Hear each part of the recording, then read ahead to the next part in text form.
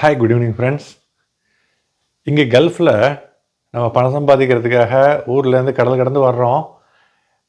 குறிப்பாக படித்தவங்க ஓரளவு ஒரு டிகிரி படிச்சுட்டு ஒரு ஆஃபீஸ் ஓரியன்ட் ஜாப்ஸுக்கு அந்த மாதிரி வர்றவங்க ஓரளவு கஷ்டப்பட்டு முயற்சி பண்ணி ஒரு கம்பெனியில் சேர்ந்து அங்கேயுமே மிகப்பெரிய சேலஞ்சஸ்லாம் இருக்க தான் செய்யுது. ஆக்சுவலாக கார்ப்பரேட் பியூரோக்ரஸி, கார்ப்பரேட் பாலிட்டிக்ஸ் அதெல்லாம் தாண்டி ப்ரெஷர், டென்ஷன், டெய்லி ஏதாவது ஒரு ப்ரெஷர், டென்ஷனில் வேலை பளு இங்கே ஒரு முக்கியமான ப்ராப்ளம் கிடையாது.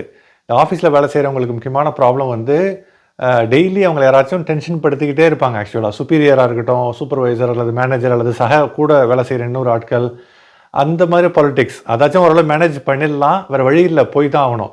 படிக்காமல் நம்ம சகோதரர்கள் போன தலைமுறையினர், அதாவது இப்போ உள்ள தலைமுறையினர்னு வச்சுக்கோங்களேன், இதுக்கப்புறம் வர தலைமுறையினர், இப்போ உதாரணத்துக்கு இப்போது உள்ள தலைமுறையினுடைய பசங்க எல்லாருமே நல்லா படிக்க வச்சிடுறாங்க. ஏன்னா படிப்பினுடைய மகத்துவம், படிப்பினுடைய முக்கியத்துவம் புரியுது. இங்கே படிப்பு இல்லைன்னா நம்மளை மாதிரி ஆகிடக்கூடாதுன்னு சொல்லிட்டு பிள்ளைங்களை படிக்க வைக்கிறாங்க. அப்போது இதுக்கு முந்தைய தலைமுறைகள் வர்றாங்க இல்லைங்களா, டிரைவராக வேலைக்கு வர்றாங்க. டிரைவரில் 2 கேட்டகரி இருக்கீங்க. அரபிக் வீட்டில் இந்த நாட்டுக்காரங்க இருக்காங்கல்ல, இந்த நாட்டுக்காரங்க இல்லது மற்றவங்க வீட்டு பணிக்காக பணியமர்த்துகின்ற ஓட்டுநர்கள், டிரைவர்ஸ். அவங்களுக்கெல்லாம் டைமே கிடையாதுங்க. ஆன் கால். ஆக்சுவலாக சமயத்தில் வேலை இல்லாத மாதிரி தோணும், அவங்களுக்கு குறைவான வேலை இருக்கிற மாதிரி தோணும். ஆனால் அவங்களுக்கு தூக்கமே இருக்காது. சாப்பிட்டுக்கிட்டு இருப்பாங்க, சோத்தில் கை வச்சுருப்பாங்க, 2 வாயே. ஓனர்கிட்டேருந்து கால் வரும், இம்மீடியட்டாக என்னை அங்கே பிக்கப் பண்ணிவிடு அப்படின்னு சொல்லிட்டு, இல்லாட்டி இங்கே அழைச்சிட்டு போய் அங்கே போய் விடு. அதுக்கப்புறம் சாப்பிட்டு ஒரு 2-3 மணி நேரம் அதில் போயிடும். அன்டைம் சாப்பாடு, சரியான தூக்கம் இல்லாமல் இருக்கிறது ரொம்ப கஷ்டங்க. இந்த மாதிரி ஹவுஸ் டிரைவர்ஸ்னு சொல்லுவாங்க. அது அந்த வீட்டில் பணியமர்ந்துள்ள ஓட்டுநர்கள் ரொம்ப, நான் எத்தனையோ பேர் என்னுடைய நண்பர்கள், சகோதரர்களை பார்த்துருக்கேன். ரொம்ப கஷ்டமாக இருக்கும். சரியான தூக்கம் இருக்காது, சரியான சாப்பாடு இருக்காது. ரொம்ப என்னடா இது, அப்போது ஓகே, கல்வி எதுவாக இருந்தாலும் வாழ்க்கை சேலஞ்சு தான். ஒரு வேளை சாப்பிட்றதுக்கு, நம்ம குடும்பத்தை சாப்பிட வைக்கிறதுக்கு, பேசிக்கான அடிப்படை திங்ஸை வழங்குறதுக்கு தான் நம்ம கடல் கடந்து சம்பாதிக்கிறதுக்கு வந்திருக்கோம் இல்லைங்களா. அதில் எவ்வளவு ஒரு சேலஞ்சஸ், சவால்கள் இருக்குது. அது வேறு வழி இல்லை, நம்ம அதை கடந்து தான் டெய்லி இப்படி தான் வாழ்ந்தாகணும் ஆக்சுவலாக. ஆனால் படிப்பு இல்லாமல் போன தலைமுறையினர் வந்தவங்க இன்னும் கஷ்டம். அவங்க எல்லாத்தையும் சகிச்சுக்கிட்டு, எல்லாத்தையும் தனக்குள்ளாரையை போட்டு அப்படியே மெண்டு விழுங்கி கொண்டு, பேஷன்ஸ்னு சொல்லுவாங்க, பொறுமை, சகிப்புத்தன்மை, குடும்பத்துக்காக எல்லாத்தையும் சகிச்சுக்கிட்டு இங்கே வாழ்கிறாங்க. டிரைவரில் நான் சொன்ன மாதிரி அது ஒரு கேட்டகரி. இன்னொரு கேட்டகரி படிக்காமல் வர்றவங்க சேர்றது ஆஃபீஸில் உள்ள டிரைவர்ஸ். அங்கேயுமே ஆண்கால் தான். அங்கே நைட்டெல்லாம் பெரும்பாலும் கூப்பிட மாட்டாங்க. ஆனால் இருந்தாலும் கூட ஒரு ஆண்கால் எனி டைம் கூப்பிடலாம். சமயத்தில் வாரத்தில் ஒரு நாள் லீவ் இருக்கும். அந்த ஒரு நாள்லேயே ஓவர் டைம் பண்ணுற மாதிரி இருக்கும். அந்த ஒரு நாள்லேயே எந்த டயத்தில் கூப்பிட்றாங்கன்னு சொல்லிட்டு அந்த ஒரு நாளில் அவங்க சுதந்திரமாக எங்கேயாச்சும் கிளம்பி அவங்களுக்கு பிடித்த இடத்துக்கு போக முடியாது. அவங்களுக்கு பிடித்த நபர்களை பார்க்க போக முடியாது. அவங்க நினச்ச மாதிரி டைம் ஸ்பெண்ட் பண்ண முடியாது. ஆக்சுவலாக கம்பெனியில் வேலை செஞ்சாலும் கூட டிரைவர்ஸ் மிக முக்கியமான வேலைங்க. மிகவும் கிரிட்டிக்கலான வேலை. ஆக்சுவலாக அவங்க ரொம்ப பாதுகாப்பு. அவங்க அழைச்சிட்டு போகிறவங்கள அவங்க பாதுகாப்பாக கொண்டு போய் விடணும். இதெல்லாம் அவங்களுடைய பணி இன்றியமையாதது. ஆனால் அவங்களுடைய சொந்த வாழ்க்கையை, அவங்களுடைய ஒர்க் லைஃப் பேலன்ஸ் இதெல்லாம் பார்த்தோன்னு வச்சுக்கோங்களேன், ரொம்ப கஷ்டமாக இருக்குங்க.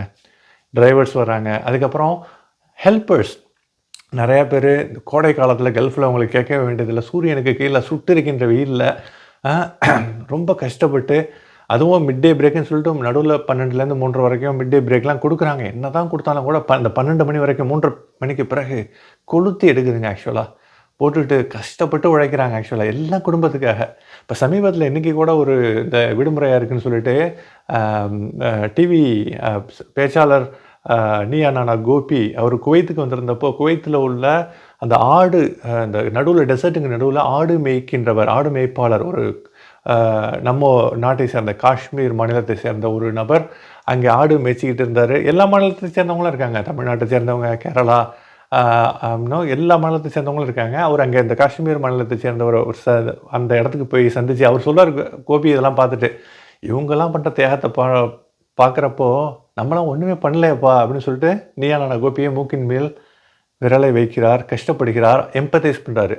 நான் அந்த மாதிரி வேலை செய்கிறவங்களுடைய ஷூவில் நம்ம காலை பொருத்தி பார்த்தா தான் அவங்களுடைய வலியும் வேதனையும், குடும்பத்தை காப்பாற்றுறதுக்கு எல்லாம் குடும்பத்துக்காக தான்ப்பா அப்படின்னு சொல்லிவிட்டு ரொம்ப அந்த இதை பார்த்தேன். எல்லாம் எதுக்காங்க, படிப்பு இல்லாமல் வர்றவங்களுக்கு இன்னும் கொஞ்சம் சேலஞ்சஸ் அதிகம். படிப்பு இல்லாமல் ஈஸியாக போகிற வேலைன்னா டிரைவர், ஒரு லைசன்ஸ் எடுத்துகிட்டா டிரைவருக்கு போகலாம். அதில் தான் இந்த சேலஞ்சஸ் இருக்குது. ஹெல்ப்பருக்கு வரலாம். டெக்னீஷியனாக ஏதாச்சும் ஒரு சின்னதாக ஒரு சர்டிஃபிகேஷன் கோர்ஸ் மாதிரி வந்துச்சுன்னா எலக்ட்ரீஷியன், அதுக்கும் கடின வேலை.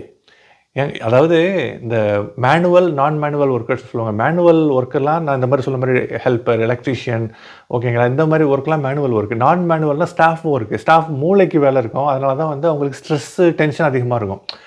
ஈவன் மேனுவல்லையே நான் சொல்ல அந்த டெக்னீஷியன், டிரைவர்ஸ் இந்த மாதிரி உள்ள வேலைகளிலும் கூட மூளைக்கு வேலை இருக்கும். ஃபிசிக்கல் ஒர்க் இருக்கும். மூளைக்கு வேலை வந்து அந்த மாதிரி ஆஃபீஸில் கம்ப்யூட்டரில் கால்குலேஷன் அந்த மாதிரி இருக்காது.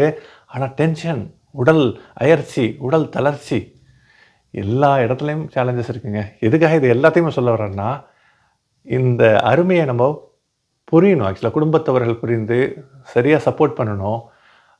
இல்லைன்னா வந்து ஒன்றும் கிடைக்காதுங்க. இங்கே உள்ளவங்களுடைய தப்பும் என்னென்னா, இவ்வளோ கஷ்டப்படுறத இந்த பேச்சுலர் லைஃப் உள்ளார கேம்பில் இருக்கிற அந்த 10 பேரோட தங்கியிருக்கிற அந்த ஒரு விஷயத்த சொல்லாமல், அந்த ஃபோட்டோவை போடாமல், தான் படுற கஷ்டத்தை அடுத்தவங்களுக்கு உணர வைக்காமல், இல்லை ஃபோட்டோ மூலமாக வெளி உலகத்துக்கு தெரியப்படுத்தாமல், ஒரு வாரத்தில் அரை நாளோ ஒரு நாளோ கிடைக்கிற டயத்தில் வெளியில் வந்து புர்ஜ் கலீஃபாவுக்கும் கீழே நின்றுட்டு ஃபோட்டோ போட்டு, ரோல்ஸ் ராய்ஸ் கார் பக்கத்தில் வந்து போர்ஷ் காருக்கு பக்கத்தில் நின்றுட்டு ஒரு ஃபோட்டோ போட்டு, அது யார் காரோ யார் கட்டணமோ நம்ம ஒரு ஹை எண்டில் இருக்கிற மாதிரி காமிச்சிக்கிறோம். வெளியில் பிம்பம் வந்து ரொம்ப ரொம்ப ஹை எண்டாக ரிச்சாக இருக்குது.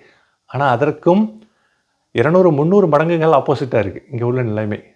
இது வந்து குடும்பத்தவர்களுக்கு கண்டிப்பாக தெரிஞ்சு அதுக்கு தகுந்த மாதிரி பொருளாதாரத்தில் எக்கனாமிக்காக ரொம்ப காஸ்ட் சேவிங்காக, எளிமையாக நிறைய காசை சேவ் பண்ணி முடிஞ்ச அளவுக்கு அந்த மாதிரி உள்ளவங்கள வெளிநாட்டிலேருந்து ஊருக்கு கொண்டு வந்து இங்கே ஒரு பிஸ்னஸ் ஏதாச்சும் பண்ணி இங்கே பிழைக்கிறதுக்கான அந்த வழிமுறைகளை காஸ்ட்டை வேஸ்ட்டாக விரயம் பண்ணாமல் சேர்த்து அந்த வியாபாரமோ ஏதோ பண்ணி அந்த மாதிரி ஒரு விஷயத்தை நம்ம இந்த குடும்பத்தவர்கள் அந்த முயற்சியை முன்னெடுக்க வேண்டும்.